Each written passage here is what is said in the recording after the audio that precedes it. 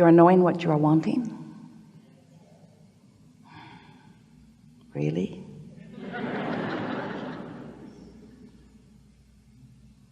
How can you tell? How can you tell that you have an active desire?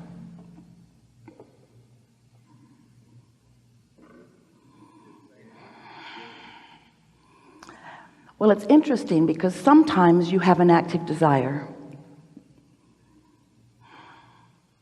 You've put it together over time. You've added to it. You keep thinking of more pieces of it. You've created a vibrational version of it. It hasn't manifested yet. You can't see it or hear it or smell it or taste it or touch it. No one else can see it. But it's an active desire within you. And that means everything. Because life has helped you to focus your desire into being. And that's what creating is. It's where you take life that surrounds you, and from it you develop your personal preferences, your desires. You begin to clarify and identify how you like things. I prefer this more than this, and I don't like that at all, and I want more of this and less of this. That's what you're doing all day long. Life just keeps helping you to do that. So as you develop this desire, we want to call that desire already a vibrational reality. It hasn't manifested yet. You haven't stayed in consistent enough alignment with the idea of it yet for it to have manifested fully into your experience, where you can see it and hear it and smell it and taste it and touch it, and where others can too. But it is a reality that matters, that now you must find a way of lining up with. In other words, of being consistent about it. So as this desire now exists within you, you've launched it. Source has hold of it. Law of attraction is summoning to it. And all cooperative components are being gathered by your inner being, by the source within you, by law of attraction, because you are a creator. You get to choose these things, every detail of them. So here is this reality. Oh, it is a reality. It exists. But the question is, where is your mind? And what are your emotions when you focus in the direction of this reality, this creation, this desire, this becoming? So someone said, when we asked the question, what does it feel like to have a desire? Do you like having desires? What does it feel like? Well, it feels exciting, someone said. That means you are vibrationally up to speed with it. That means you're not doubting it. That means you are expecting it. That means you feel worthy. That means you understand the laws of the universe. That means life is serving you precisely as you knew it would.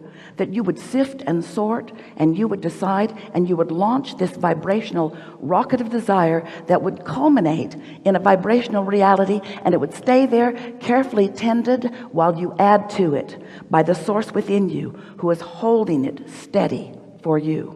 You created it. It is your creation, and it will come to full fruition for you, provided you let yourself receive it.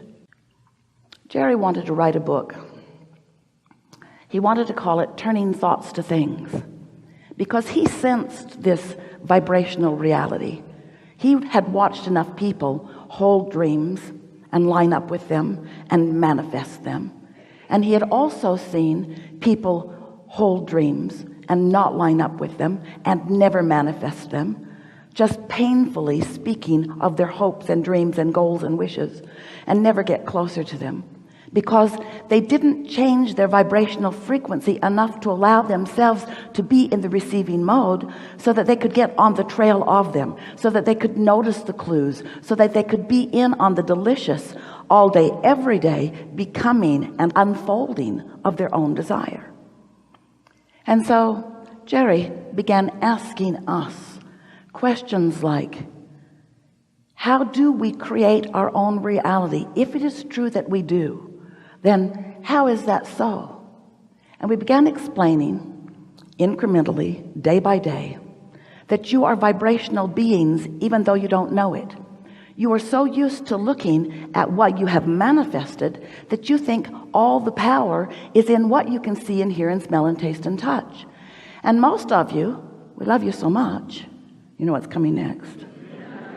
Most of you aren't that good yet at holding a vibrational frequency unless you are seeing it, hearing it, smelling it, tasting it, and touching it. And then there's stuff that you are holding as your vibrational awareness that you don't even want in your experience.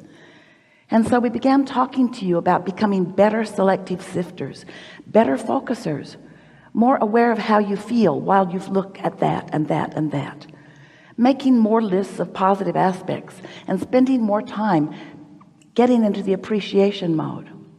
But then life just happens around you, doesn't it? It happens to you, it happens to others. And do you know that almost everyone you know is offering most of their vibrational output because of what they are observing? And you're not that careful about where you look. So most have a sort of mixed bag of vibration, and you are doing extremely well. Have you noticed? You live in an environment where there is so much well-being. The balance of well-being is enormous in comparison with what has been pinched off and not allowed.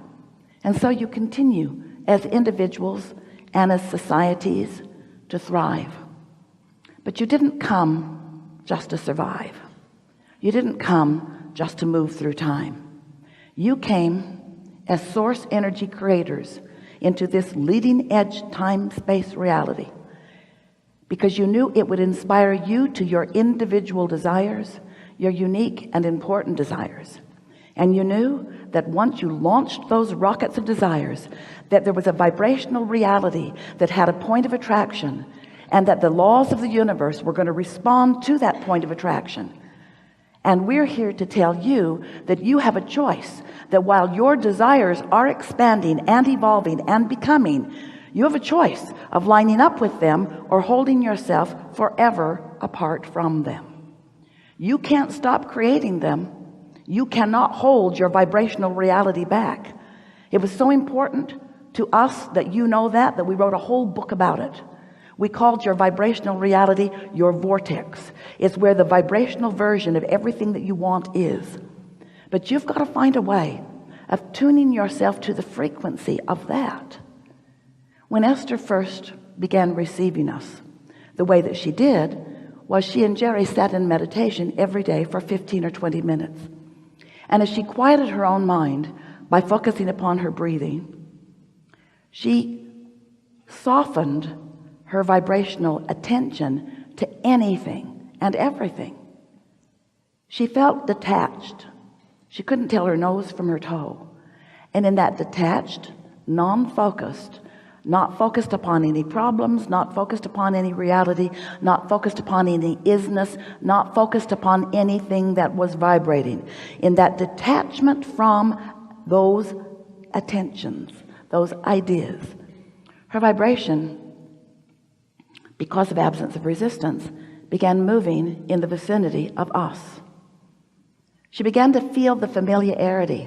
She didn't know what it meant. She didn't know who we were. We didn't give any words to her yet. She wasn't ready to receive them. She was not yet turning those vibrations into thoughts, into things like words. She just knew it felt good.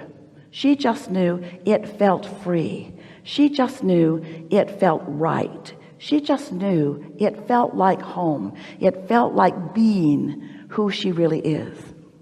And so they meditated every day for about 9 months, every day, feeling the vibrational alignment with that, until one day she began receiving motion from us. Now, we'd been offering her thoughts for a while, but she was really determined to release all thoughts, even the ones that she was receiving from us.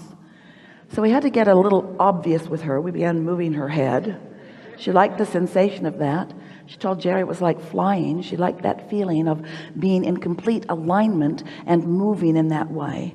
And then one day, after several days of her head moving at our intention, she realized her nose was spelling letters like the alphabet.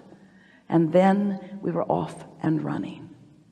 That was Esther's first turning thoughts into things. That was her first conscious awareness that someone who felt good to her was offering something that was manifesting into movement. It manifested into movement of her body, awkward in the beginning. She has videos, you will never see them. And then it began manifesting into conversation as Jerry would ask questions and Esther would receive answers. Esther was not conscious in the receiving. She's interpreting at an unconscious level.